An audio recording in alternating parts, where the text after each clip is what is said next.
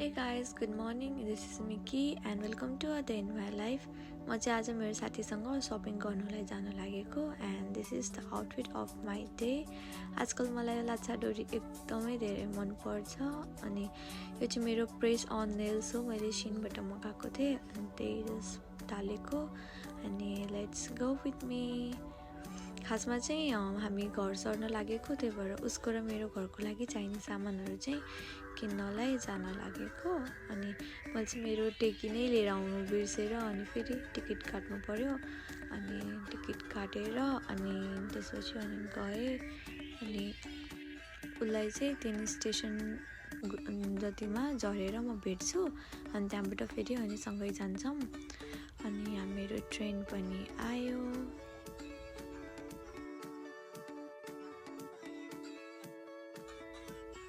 खुल्जा सिमसिम.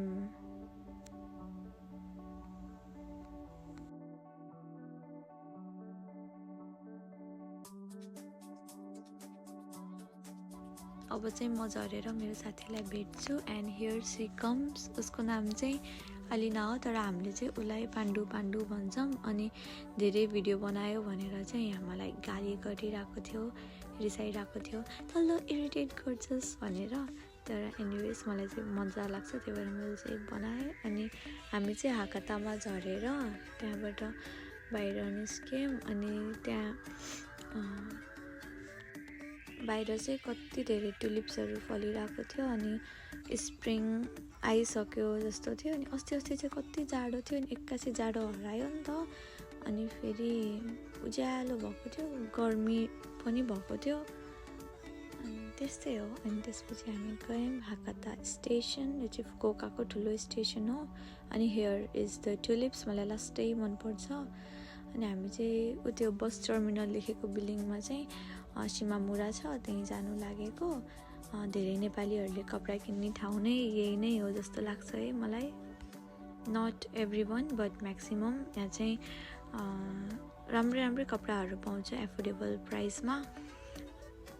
अनि हामीले चाहिँ यो चुज गऱ्यौँ अनि यो किनेर हामी चाहिँ फेरि 5th फ्लोरमा भएको चाहिँ दाइसो थियो अनि त्यहाँबाट चाहिँ घरको लागि केही सामानहरू किन्नको लागि त्यहाँ गयौँ. अनि यहाँ चाहिँ पाण्डुले गलैँचा किनेको छ आफ्नो घरको लागि. अनि दिस इज थेरापी, यो नाम पनि थेरापी र यसले साँच्चीकै थेरापी नै गर्छ. मलाई यस्तो मनपर्छ यो पसल. यहाँ चाहिँ यस्तो धेरै राम्रो भाँडाहरू पिन्ट्रेस्ट इन्सपायर्ड भने जस्तै हुन्छ अनि त्यही भएर एकदम धेरै मनपर्छ. अनि उसले चाहिँ लालटिन र यो कटिङ बोर्डहरू चाहिँ किनेको थियो अनि मेरो लागि चाहिँ यो कप एन्ड ससर किनिदिएको थियो मेरो लागि गिफ्ट. अरे thank you so much for this gift. अनि त्यसपछि अनि हामीले प्लान्ट्सहरू पनि हेरेको, एफोर्डेबल प्राइसमै थियो, तर यो वाला चाहिँ एकदम महँगो थियो, त्यही भएर मेरो एक्सप्रेसन यस्तो हो. अनि किन्ने भनेर सोचेको तर जोगाएर लान नै गाह्रो हुन्छ भनेर फेरि नकिन्ने भनेर डिसाइड गऱ्यौँ. त्यता पनि छ पसल, त्यही भएर त्यहीँबाट किन्नु पर्ला भनेर. अनि यस्तो क्युट सामानहरू थियो, सबै लिगम जस्तो भएको थियो, तर के गर्नु, मिडल क्लास है, गाह्रो छ, पैसाले नै पुग्दैन. अनि चाहिने चिजहरू उठायौँ. अनि यो ज्वेलरीहरू हेऱ्यौँ अलिअलि अनि चाहिने चिजहरू मात्र उठाएर अनि भोक लागिरहेको थियो. त्यसपछि हामी गयौँ म्याक खान अनि म्याक अर्डर गऱ्यौँ. अनि ऊ चाहिँ लजाइरहेछ कति भिडियो बनाउँछ भन्दै, त्यही पनि आई डोन्ट केयर. अनि हाम्रो पालो आयो अनि गएँ म अनि आफ्नो भएको सेट लिएर आएँ. I was super hungry. अनि त्यसपछि हामी गयौँ, ठाउँ खोज्यौँ अनि बस्यौँ अनि पेट पूजा गऱ्यौँ आनन्दले अनि कुराहरू गऱ्यौँ. मलाई भिडियो नबना भनेर भनिरह, but I don't care as usual. अनि त्यसपछि अनि त्यो सबै सकेर अनि बाहिर निस्किँदा चाहिँ रातै पर्न लागिसकेको थियो. त्यही पनि अब अरू पसलहरू पनि जाऊँ न भनेर अनि गयौँ. मलाई चाहिँ बेलुकामा जापानमा हिँड्न चाहिँ एकदम मजा आउँछ, लाइट्स एन्ड अल. अनि नेपालमा चाहिँ छैन भन्नु खोजेको चाहिँ होइन कि, बाइ द वे मलाई चाहिँ मनपर्छ भन्नु मात्र खोजेको. अनि हामी चाहिँ जियु भन्ने पसल गयौँ. अनि अघि नै यो वान पिस चाहिँ मेरो साथीलाई एकदम धेरै मन परेछ. उसले अघि नै पनि स्कर्ट किनेको थियो अनि बेकार किनेछु, यस्तो राम्रो वान पिस त यहीँ रहेछ भन्दै रिग्रेट गरिरहेको थियो. अनि त्यही पनि अनि यो पनि किन्यो, दुइटै किन्यो बिकज हि इज रिच। अनि त्यसपछि त्यहाँ सकेर चाहिँ हामी डाइसनहरू हेरेर आएको थियौँ। अनि मेरो कपाल चाहिँ कस्तो चराचुरुङ्गी जस्तो भइसकेको थियो फुस्केर। अनि मेबी यो वेट लस गर्ने मेसिन हो। अनि कोरियनहरू चढेको देखेर चाहिँ अनि हामी पनि चढ्नु गयौँ।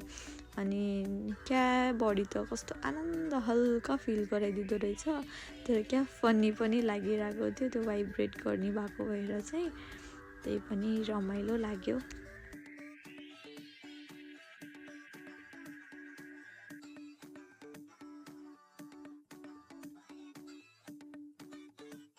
अनि सबै खाइमनो सकेर चाहिँ हामी घरतिर लाग्यौँ। अनि यहाँ साइडमा चाहिँ गुची र एलबीको स्टोरहरू थियो। अनि आफू चाहिँ ह्याकोइङको सामान बोकेर हिँडिरहेको थियो नि, कस्तो कस्तो लागिरहेको, तर पनि ठिकै छ, सबैको दिन आउँछ, हाम्रो पनि आउँछ होला भनेर। अनि हामी गयौँ।